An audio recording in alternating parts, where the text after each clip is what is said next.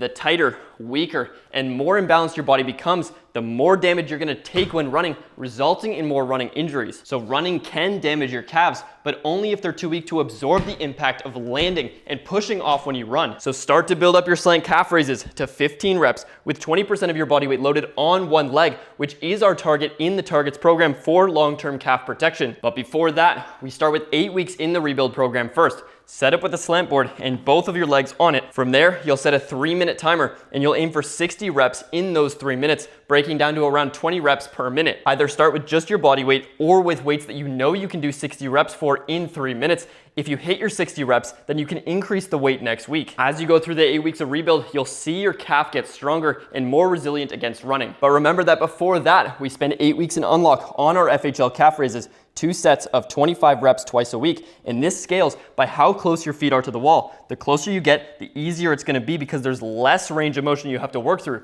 Then as you go further out, it gets harder. Running also does put stress on your knees, so start building your way up through our reverse step up progression. Because if you look at the knee angle here, it's the exact same knee angle as when we're running. So getting strong in our reverse step ups will transfer the best to running. And if you pair that up with our couch stretch progression, holding 60-second holds with the goal of getting your knee against the wall, then your knees will stop tightening up after your runs as well. It's the same reason why running can damage your hips, but only if you can't control them through the range of motion of running. So first, we want to get strong at being able to pick up our leg measurably with weights, because if this is weak, then you'll have less control over your running stride, especially when picking up your leg, which can lead to a lot more damage through the leg when you run. So in the running ability program, we take after what I've seen Usain Bolt do, which is strapping weights to his ankle and picking up his knee above his hip level on every rep. So our target here is being able to do 20 reps with 10% of your body weight loaded. But remember that everyone, even our professional athletes, start with 8 weeks in Unlock, building up your LSIT reps with no equipment so anyone can start from home. Meanwhile, that same couch stretch progression that we spoke about earlier helps us lengthen the hip flexor muscles as well, so our running stride doesn't stay tight, weak, and limited. Running can also be something that easily tightens up your Achilles,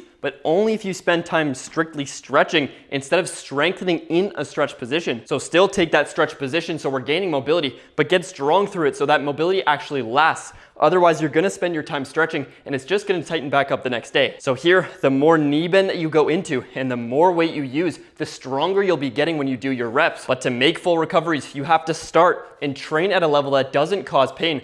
Otherwise, you'll be doing more damage than healing, because running isn't something that's bad for you and it should be something you can enjoy. But it will show you where you're tight, weak, and imbalanced. But by spending your time fixing your weakest links, you can gradually make progress to getting back to being able to run without getting injured.